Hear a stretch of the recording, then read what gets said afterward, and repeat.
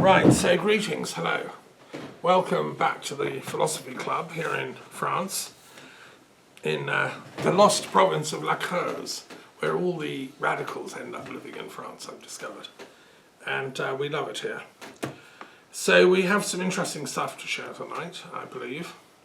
Today being the 18th of August, it's coming up to full moon, so lots of energy in the offing. I want to share, firstly, some work I've been doing in the reading department, because I think very important to philosophers is to read a lot. I'm a great, ever since I could read, I've been reading non-stop, really. And I've just finished three very important books I want to share with you as a starter. And the first, which I strongly recommend to everyone to read, is by Naomi Klein, a Canadian academic. She's professor of the politics of climate change, actually, at the University of British Columbia. And she's an amazing intellectual. She's a radical, progressive Jewish lady, Canadian Jewish. And she's been a journalist, an author, and so on. She worked as a Miliband Fellow at the LSE, where I did part of my degree, and she also has a doctorate of civil laws, an honorary doctorate, from the University of King's College in Nova Scotia. I don't think she's ever herself done a PhD, which is probably why she's so interested in the bigger picture, because when you do a PhD, as I discovered, they like you to really narrow down and focus on a particular little piece of knowledge, a jigsaw puzzle. Like 3 pieces of the puzzle at max. Whereas Naomi has put together an incredible study of the bigger picture, all the pieces, how they fit into place. And this book is really, really important. Everyone should read it who's interested in philosophy, politics, or peace.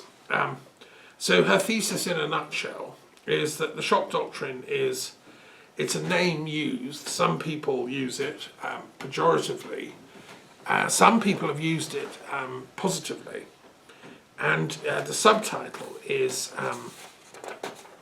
the Rise of Disaster Capitalism. Now, I've had this book on my shelf for a few years, and I've thought, oh God, it's somebody ranting. I can't be bothered to read that. I kind of know that anyway. I'm too busy trying to stop it. But sometimes it's important to take time out and just go for pure theory. And so it's a masterly presentation of the economic history of the world since the 1960s. She's obviously deeply thrown herself into the study of economics and economic theory, which is not really my métier, although I've studied it. I know quite a lot about economic history.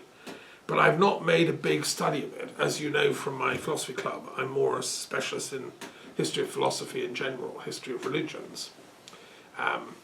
Whereas she's gone really detailed into history of economics, and she's unearthed something that is really shocking, actually, which is why you must read it, which is from the 1960s on, a particular coterie of economists developed in America and the USA, associated with the work of a man called Milton Friedman, who had quite an interesting background. He was from parents who'd escaped to America from persecutions in Europe, like so many. They ended up living in New York. They had a dry goods business. I think that means like selling stuff, bric-a-brac. I'm not quite sure what it means in English. And he wasn't from a particularly rich background. They were immigrants like millions of other Americans, but they made it. Enough to send him to university, and he got a grant. He was very naturally precocious and read a lot. He was offered a scholarship to read mathematics, which he was good at, or economics. And he chose pretty much a toss-up to do economics because he was upset by the collapse of the American economy during the Great Recession of the 1920s. And he wanted to understand why suddenly people throwing themselves out of windows, what had gone wrong with the economy. So, it was a moral effort he undertook. He then did his doctorate at the University of Chicago on some obscure part of economics. He was very interested in mathematics of economics. He regarded economics not as a human science, but more as like a branch of the natural sciences. More like, and he saw the job of the economist like a kind of engineer to tinker with society. If you pour in enough money, if you get the interest rate adjusted correctly, if you get the unemployment level adjusted correctly, then the engine will work, like by laws of nature, like a sort of natural engine. And for the economist, there should be nothing like feelings, emotions, compassion, nothing like that. It's purely a mechanistic process. And that's my first complaint about Milton Friedman, because I'm from an entirely different kind of perspective. I think if you take human beings out of economics, you get a total distortion. If you approach it like a sort of mechanistic theory, you're going to get mechanisms coming out that are going to be destructive. And that's what happened. Anyway, irony of ironies, he had no job. He couldn't, economics graduates with a PhD, nothing going for them. But he went to Washington because of Roosevelt's New Deal, which he utterly opposed intellectually, because it was society helping the poor, the unemployed, all that. And he said, no, that's interfering with the economy. Let them rot. But he was able to find some kind of work finally because of the New Deal, which is an irony. And then he began his career. During World War II, he worked for military intelligence, designing weapons to kill the enemy. And then after the war, he ended up teaching in academia in America. And he advanced gradually up the slippery pole. And eventually he ended up professor at the University of Chicago, turning out a bunch of books, all of which are premised on this economic materialism, is what we can call it.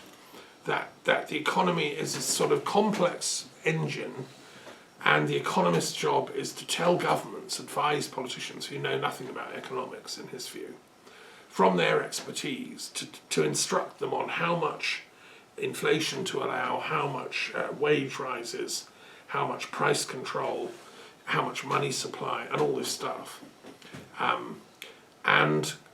But to do so in a way that completely ignores the bigger social picture.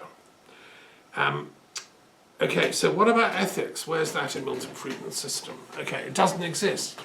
Doesn't exist. He just has this sort of deep commitment to the notion of freedom.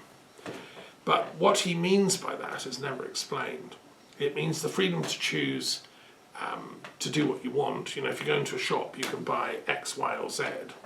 It sort of means the freedom of the marketplace to him. He started out his life as his family were observant Jews, so they would do the rituals, the ceremonies. But it was only that, it was rituals and ceremonies. And he became an atheist at the age of 16, and never looked back. So he belongs to this very interesting brand of what I call, what are known as Jewish atheists. So they retain a bit of Jewishness, as in cultural trappings. Freud was another. But they disavow the existence of God. I'll come back to that point in a minute because it's really important.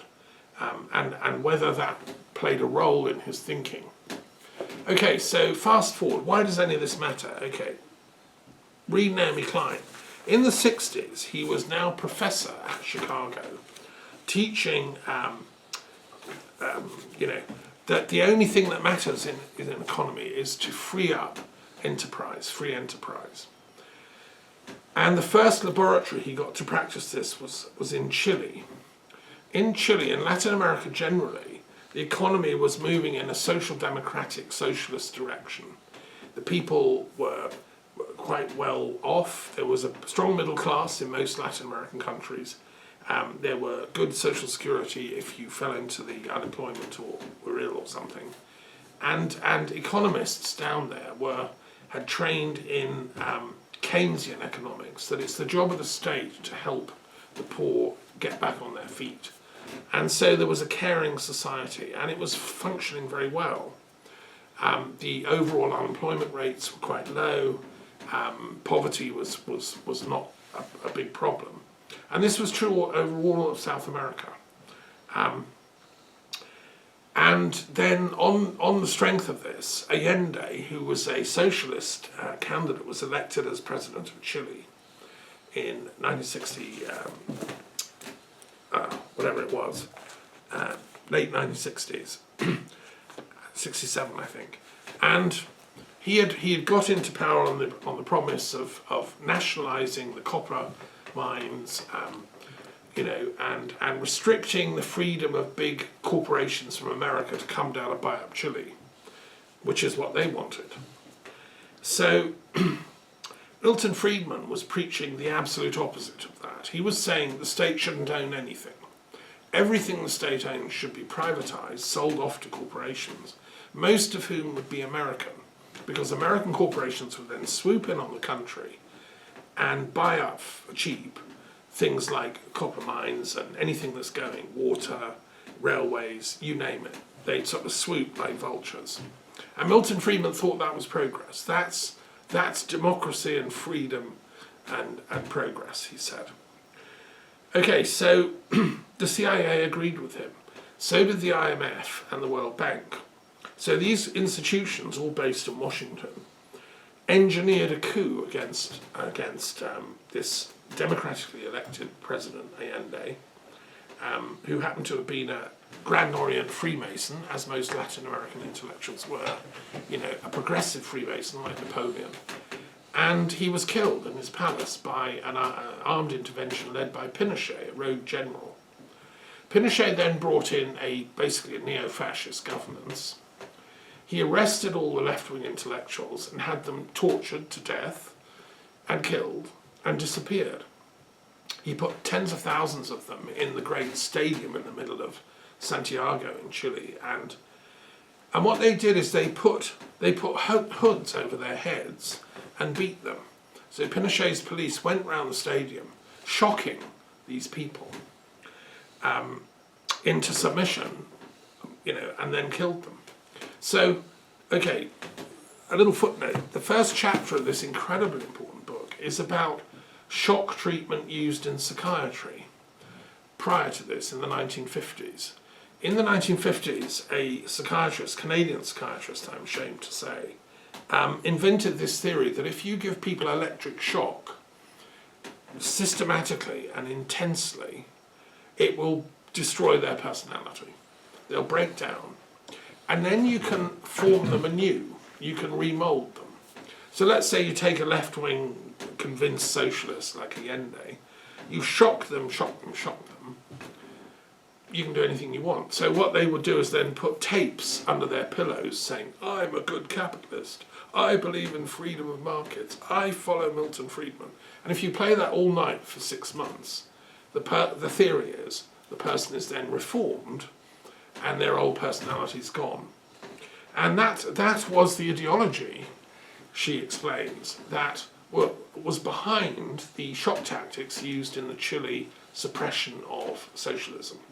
They started torturing people in detention centres all over the country in secret, using electric shock on the genitals, the nose, wherever, hugely. And if it killed you, well, it's too bad. And they were trying to, but they thought they were redeeming these people's souls and turning them into good capitalists. Okay, this to me is just shocking and scandalous. And America knew all about what was going on because they trained the guys that were doing it. Pinochet's torturers were trained by CIA types, and they'd even written a manual, how to shock the enemy into absolute submission kind of type manuals. I mean, I knew about the Chile thing when I was a boy. I mean, we all knew about it in our circles in Brighton. My mother taught at the University of Sussex. I met some people who'd fled from Chile. It was a terrible thing, What I didn't know before, thanks to Naomi Klein, is the ideology behind it.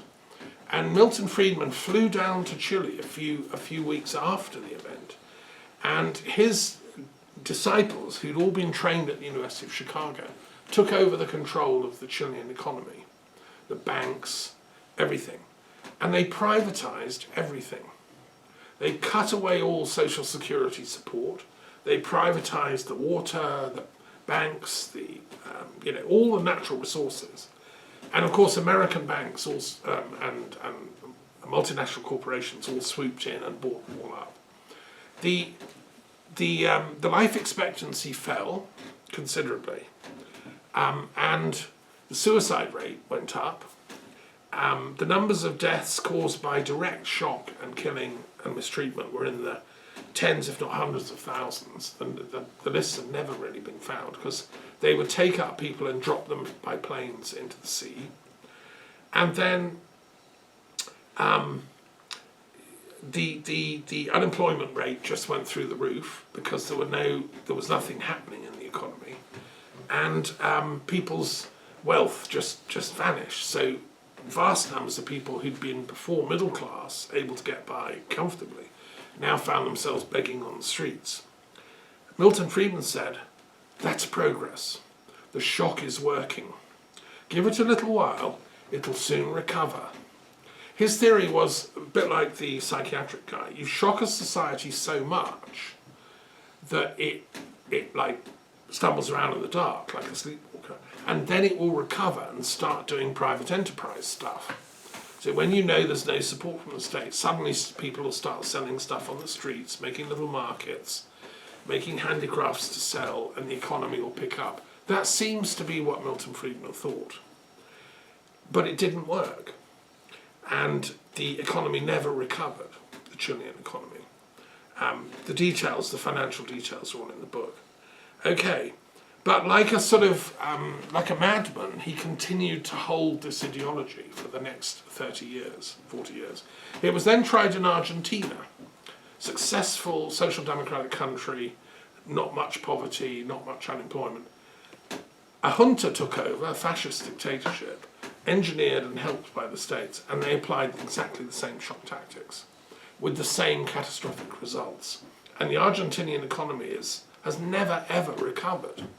They tried a little attack on the Malvinas to sort of rally their morale, got beaten, and it's just never recovered. The Argentinian economy at the moment is in tatters because of this shock doctrine. And it was tried in other places, Mexico, Uruguay, where a right-wing junta came into power and did the same thing. Anyway, I'm reading this and I'm thinking, my God, why has nobody told me this? Why have I been asleep all these years? But it gets much worse. That's just the first chapter, right? Because she goes on to explain, and she deserves a Nobel Prize for economics for this book. She explains how this exact same model was applied in Britain by Thatcher, who was a friend of Pinochet, using shock. She took on the miners, smashed them using heavy armed police forces. She also took on the hippies and the alternative types who liked sun worship and druidry, and they were all smashed and beaten up at the Battle of the Beanfield, which I set up a Truth and Reconciliation Commission over. And she just was set out to destroy social democracy in Britain. It's only if you read this book you can understand what Thatcher was doing. She also privatised everything. Everything then, like the service quality went down and the prices escalated, and she increased the vast chasm between rich and poor. This was all, actually, it was the shock doctrine. And Thatcher, of course, kept saying in her speeches, and we love Milton Friedman, he's the best economist ever. Okay, it was then applied in Russia. Russia is a catastrophe and a basket case. And when I was in Russia in 1990, being elected coordinator of Philosophers of Peace, and then went back in 93 to the World Congress of Philosophy, there was a little window of hope. We genuinely believed, like Gorbachev, who I'd met people who were his friends, that Russia would emerge as a social democratic society with human rights. The state would continue to control natural resources and run things like the railways and the banks and the main things, but there'd be a lot of freedom of manoeuvre. You could set up your enterprises, factories, etc. So there'd be a good mixture of capitalism and social democracy. That was the theory that we believed in. And when I talked to my Russian friends, they all said, yeah, that's what we want. We don't want to be arrested and stuck in the gulag for just like thinking. We want freedom of thought, freedom of freedom of work, but we want social democracy in place so that we don't die on the streets of hunger. Okay, that's not what happened, because what happened was, if you read the chapter on Russia, the people that went into Russia, who were cronies of Milton Friedman, all trained by him, set out to dismantle utterly the former Soviet state. They sold off the banks to, to Russian capitalists, because they did have a law that you couldn't buy them from outside, so that was maybe slight advantage. But they sold them to private sharks, and the same with everything. The oil companies and so on, they all ended up in private hands of very wealthy people. And when you asked why are they doing it, they all said, well, we've read Milton Friedman. He says free enterprise is the way, so we're doing it. The result was that the Russian economy nosedived. The middle class was wiped out, as happened in Chile and Argentina. And they all ended up I've heard some horror stories of professors who, they were never paid properly, but they had a few hundred rubles to have a glass of wine in the evening and look after their flat. Suddenly, everything cost far more, and the state salaries of academics were meaningless. It was a wipeout of the intelligentsia of Russia, and the intellectuals didn't know what had hit them. Well, I hope by now my Russian friends have read this book. I hope it's been translated into Russian, and everyone ought to read it among my Russian philosophical friends, because it explains what happened to poor Russia. Okay, then, fast forward. This same doctrine was then applied in Iraq, in the Iraq War of 2003, following 9/11, which was, I think all the evidence now, as I've proved in the book I wrote and research I've done, 9/11 was a corporate shock on America from within. We don't know exactly which corporations or why or how, but it was the military capitalist complex that wanted to create that as conditions for a new Pearl Harbor, as they called it, to then launch their war against terror and to invade Iraq and get all its oil. Now, if you trace all the events, and Naomi goes into this, not with as much forensic detail as I've done. I mean, somebody should interview the two of us together and we can have a great conversation. But what she does prove, and this is the shocking bit, that America, under Bush, decided to privatize, having privatized everything, they decided effectively to privatize the military, which is the last thing the state does. It has an army and it defends the country. Bush sold off the American military to the corporate sector, creating mercenary companies which then had private armies. And when they invaded Iraq, yes, there was an American military fighting the sort of key battles, but once they'd been won, it were these private security firms with names like Dynacorp and whatever, that were asked to create the security of Iraq. And they created the Green Zone. They created these little mini cities run by Halliburton, was one of the big corporations that did this. And what's interesting is they were completely beyond the law, because they weren't American government soldiers fighting, so you couldn't get them for that. They were operating, and they'd signed contracts that they were free from any kind of punishment or comeback. So if they went into an Iraqi house and raped 10 women and shot up 10 men, they'd just laugh down the road and say, you can't get us, we work for Dynacorp. And they would disappear, they'd be flown out of the country. So it created this sort of the privatization of warfare. Okay, not only that, the guy put in charge of Iraq, Paul Bremner, had a Milton Friedman ideology, and he said, oh, I know what's gone wrong with Iraq, they're socialists, aren't they? Saddam Hussein, he was a socialist, so we're going to privatize everything. And they literally did. They privatized the energy company, the water, the sewage, everything, the factories. And not only that, but they then said that nobody who used to work for them can work on the reconstruction. So they flew in workers from outside of Iraq to kind of rebuild the economy, working as contractors for the American government, which was forking the money to pay for these private enterprise schemes. And billions of dollars were paid to private corporations who made vast profits out of this mad chaos, right? Having destroyed a country, Iraq, and they were trying to now rebuild it according to Milton Friedman's plan of the perfect freedom market capitalist economy. And of course, the Iraqi people didn't buy this. They saw what was happening. And eventually, after a few years, they fought back and they formed their mujahideen and their resistance armies. And it was a long and bloody conflict, and it led to many deaths. But eventually, the Americans had to leave, having basically trashed an entire country. The other thing they did is, of course, as a scholar and ancient historian and archaeologist, you know, a lot of the museums were destroyed with priceless things for human heritage. And the library of Baghdad went up in flames. It was a victim of all this. So, to me, this is a scandalous application of Milton Friedmanism, the destruction of Iraq. It should have been, it was a scandalous war which should never have happened because it had nothing to do with 9/11. The trouble is the powers that organised the invasion of Iraq knew it had nothing to do with 9/11, in my view, and engineered it deliberately as the next thing to do in military capitalism. It created a terrible shock, and the invasion was called shock and awe. You know, they used the terms. It's like obvious what they're planning, and it so shocked the Iraqi people it took them 3 or 4 years to fight back. Okay, so then there's another very, very important chapter on Israel and Palestine.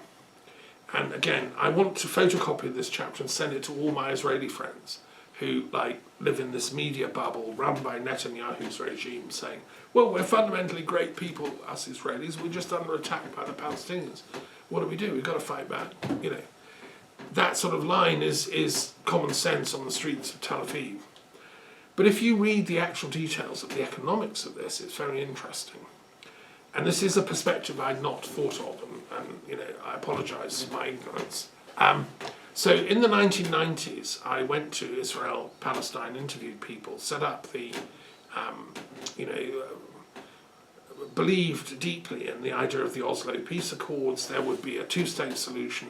We could get Israel and Palestine living happily side by side. And at that time, that was the conventional wisdom. All the people I met on both sides were for that. But the military-industrial complex, running things behind the scenes, didn't want that. They engineered the assassination of Rabin, the leader of Israel that was going for this, and gradually they engineered the assassination and murder of Arafat, who was poisoned to death, as proved by toxicology reports here in Paris. And instead, they, in a sense, deliberately polarized the situation, refused to talk peace with the Palestinians, refused to implement the Oslo Accords, and now Rabin had gone. Israeli society, there were more, everyone started losing the plot. So more attacks were done by Palestinians, there was the Intifada, and the Israelis got then more aggressive in suppressing it, which then led the Palestinians to get more aggressive fighting back. And the thing has gone on like a punch war ever since. Okay, what does this do? In the early 1990s, she explains, the economists of Israel and the banks and the corporations were heavily invested in peace. They saw that as the future of the Israeli economy. They wanted peace because it would enable trade with Palestine and other countries, normalization of relations with countries like Jordan and Egypt and other countries. The entire region would become more prosperous, and therefore peace was what everyone was saying. However, once the Intifada, once the breakdown of trust came and everyone started attacking each other, the Israelis thought of this brilliant idea: what if we build a wall? What if we create a security state, like a kind of big green zone here? And what if we engineer so that there's a permanent state of war between us and the Palestinians? And that's what happened. And so the economy of Israel was then distorted in the direction of of homeland security, the security state, military capitalism.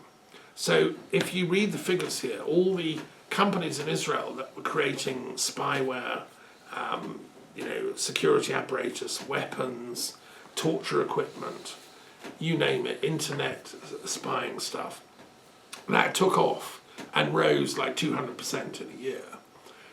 And nobody talked about peace anymore, because war and security was good for business, for the Israeli economy.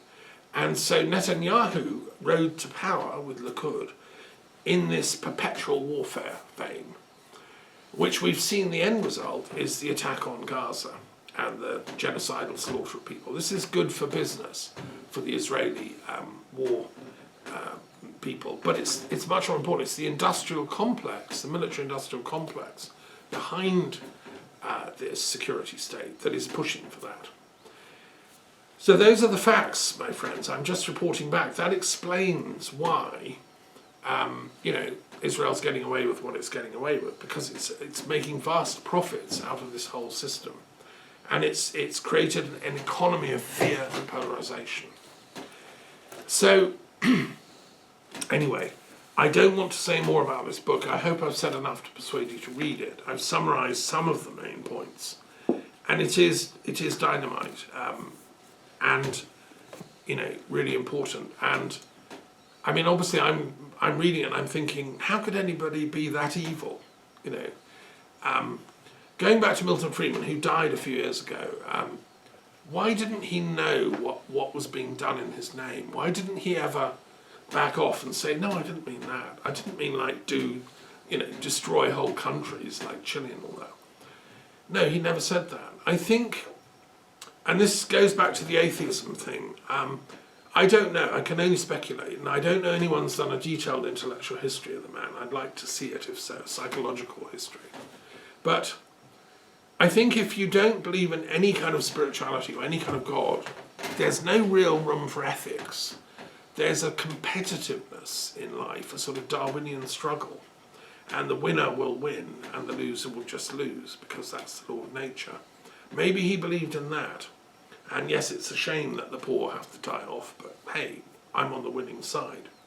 And I've heard that view expressed, by kind of militant atheists before. It's not one I subscribe to. I don't agree with it. I also find it ironic. To me, being a Jewish atheist should be an oxymoron. The Jewish people are dedicated. They came into being to protect the notion of God. And now here we have people saying, well, I'm Jewish, but I'm an atheist. It's like saying I'm a Frenchman and I don't like garlic. I mean, it's ridiculous. So what's going on? Okay, philosophically, what I think is interesting is that from a Druid perspective, or a classical perspective, let's say with my Delphic Academy hat on, the first step in militant atheism is to deny the existence of the gods, plural. That's the first act of impiety that's going on. So Milton Friedman, if you said, yeah, but what about the gods? He'd say, what are you talking about? You're mad, So what Judaism did, and this I think was its intellectual error, it denied all the gods apart from one God. It said Yahweh is our God, the only God. All the others don't exist. They're demons and devils. We, Jewish people, are only dedicated to Yahweh. The trouble is, the holy books of Yahweh show that Yahweh is not altogether a pleasant God. He organizes mass slaughters. He's pretty arbitrary. He turns on people without any kind of warning. He's quite happy to see rapes and mass genocide type things happening.